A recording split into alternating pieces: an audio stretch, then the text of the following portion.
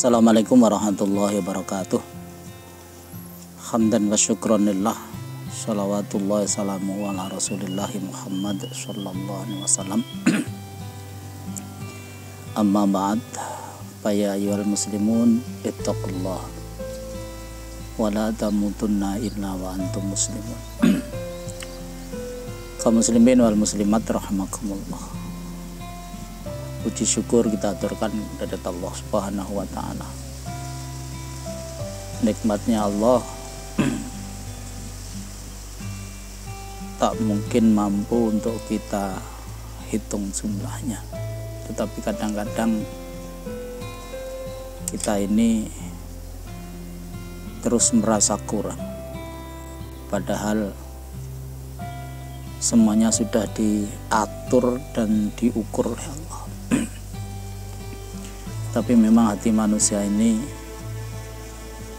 tidak pernah merasa puas dengan apa yang diberikan oleh Allah, kecuali bagi orang-orang yang memang memiliki kepekaan batin yang kemudian bisa untuk menahan diri dari terus merasa tidak puas terhadap nikmatnya Allah. Salawat dan salam mudah-mudahan tetap terlimpah tercurah pada Rasulullah Muhammad sallallahu alaihi wasallam. Kaum muslimin wal muslimat rahimakumullah. Saya ingin melanjutkan penggalian kita terhadap makna yang ada di dalam Al-Qur'an, khususnya kelanjutan dari karakter yang ada pada kelompok orang yang disebut dengan al-muhsinun. Jadi di episode yang dulu itu sudah kita sampaikan bahwa 5 ayat di dalam Al-Quran yang diakhiri dengan innallaha yuhibbul muhsinin, itu setidaknya ada 4 karakter, dan yang 2 sudah kita sampaikan. Sekedar mengingatkan saja, yang kedua itu adalah yang pertama terkait dengan kepemilikan kita terhadap harta, apapun bentuk hartanya. Kemudian yang kedua terkait dengan hubungan kita kepada sesama manusia. Maka kita ini harus berbuat baik kepada siapapun, berbuat baik lebih baik dari baiknya orang itu kepada kita, dan berbuat baik kepada orang yang berbuat tidak baik kepada kita. Kalau kita ini hanya sekedar berbuat baik selevel dengan kebaikan orang kepada kita, itu sebetulnya belumlah kita ini sampai pada derajat al-muhsinun itu. Tapi derajat al-muhsinun ini, kebaikan kita kepada sesama orang ini harus melebihi kebaikan orang kepada kita, dan ketika orang lain berbuat jahat kepada kita, maka kita ini idfa billati hiya ahsan, kita membalasnya dengan yang lebih baik. Kemudian untuk karakter yang ketiga, ini kaitannya dengan permohonan ampunan kita kepada Allah Subhanahu wa ta'ala, yang digambarkan oleh Allah di dalam Al-Quran. A'udzubillahi minasyaitonir rajim. Walladzina idza fa'alu fahishatan wa zalamu anfusahum dzakarullah fastaghfaru lidzunubihim. Dan orang-orang yang ketika melakukan perbuatan yang melanggar aturan agama, apapun itu bentuknya, zakarullah, maka orang itu bersegera untuk mengingat Allah. Mengingat dalam arti menyesali perbuatannya itu di hadapan Allah Subhanahu wa ta'ala. Jadi bukan sekedar mengingat Allah, tetapi mengingat dalam konteks menyadari bahwa perbuatannya itu salah. Fastaghfaru lidzunubihim, kemudian dia itu beristighfar, dia itu mohon ampunan kepada Allah terhadap dosa-dosanya. Kapanpun sebetulnya istighfar itu bisa kita lakukan. Kapanpun sebetulnya permohonan maaf kita kepada Allah atas dosa kita itu bisa kita lakukan.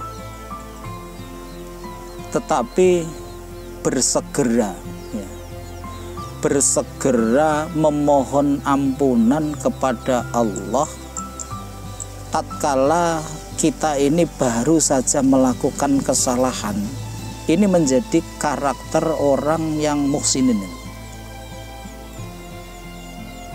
Jadi kan sebetulnya kesempatan untuk bertaubat kepada Allah ini, kalau Rasulullah menyampaikan malam yugorgir, artinya punya peluang untuk memohon ampunan kepada Allah itu selagi nyawa itu belum sampai ke kerongkongan. Kesempatannya sebetulnya seperti itu. Hanya saja karakter dari al-muhsinun yang dicintai Allah ini adalah manakala orang itu berbuat salah, dia tidak menunda bertaubat pada Allah, tapi dia itu segera zakarullah fastaghfaru lidunubihim. Dia bersegera ingat pada Allah sekaligus dia memohon ampunan kepada Allah Subhanahu wa taala. Kadang-kadang kan dalam kehidupan kita ini sering kita menunda-nunda untuk taubat, bahkan dengan satu pemikiran alah wong sik enom ae kan begitu, mumpung sik enom, mumpung sik enom melakukan dosa, nanti kalau sudah tua kemudian beristighfar. Ini sudah tidak masuk. Cara berpikir seperti ini sudah tidak mewakili karakter al-muhsinin.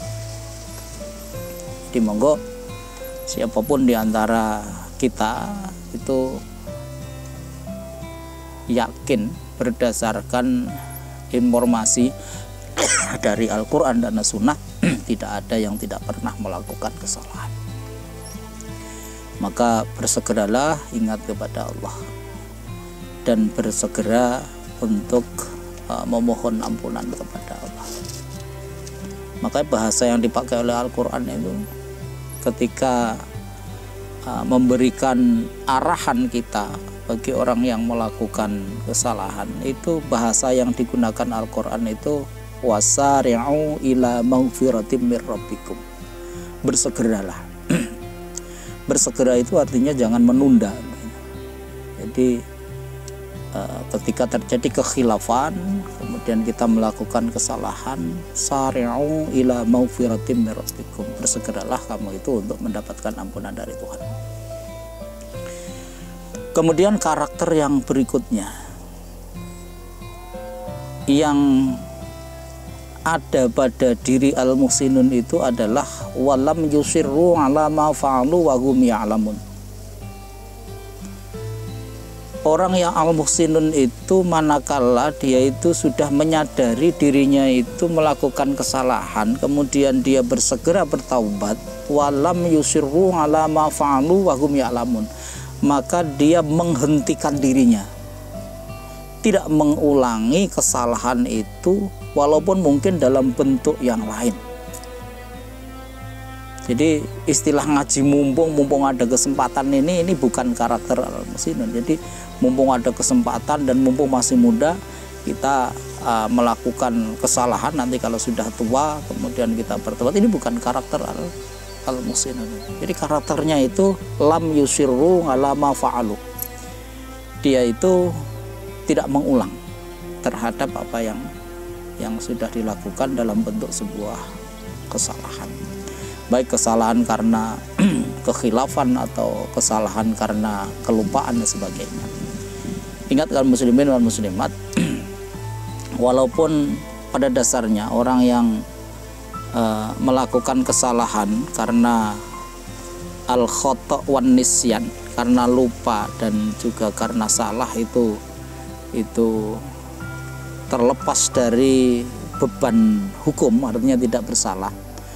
Tetapi kalau kita ini mengikuti isyarahnya Al-Quran, bahwa orang yang bersalah itu meskipun karena lupa atau karena sebuah kesalahan itu dituntun oleh Al-Quran untuk memohon ampunan pada Allah. Di akhir surat Al-Baqarah Allah sampaikan, Rabbana la tu'akhidna in nasina au akhtana. Ya Allah, janganlah engkau ini membebani kami atau memberikan hukuman kepada kami innasina au akhtana, tatkala kami ini berbuat salah karena lupa atau berbuat salah karena kealpaan. Karena kadang-kadang orang ini menggampangkan, sedikit-sedikit alasannya lupa, sedikit-sedikit alasannya karena kesalahan dan sebagainya. Padahal sebelum dia melakukan sesuatu yang salah itu, sebetulnya dia ingat bahwa itu adalah sesuatu yang salah. Atau kadang-kadang sebelum melakukan kesalahan itu dia menyadari bahwa dia akan melakukan sebuah kesalahan begitu. Tetapi dia lakukan juga dengan alasan nanti dia dalam kondisi lupa, dia dalam kondisi salah, kemudian dia berdalih al-insanu mahalul khata wa nisyan. Manusia itu tempatnya salah dan lupa. Nah, inilah hal-hal seperti inilah yang menjadikan diri kita nanti itu tidak bisa masuk, tidak bisa menggunakan jalur itu untuk masuk ke dalam kelompok al-muhsinun yang dicintai oleh Allah. Makanya sekali lagi kesalahan-kesalahan yang kita lakukan itu kita berupaya semaksimal mungkin supaya tidak terulangi lagi. Karena kesalahan itu sering sesuatu yang menyenangkan kita. Jadi kesalahan itu sesuatu yang sering itu menyenangkan kita. Kadang-kadang kita ini sembrono di dalam pintu-pintu yang menuju kepada kesalahan.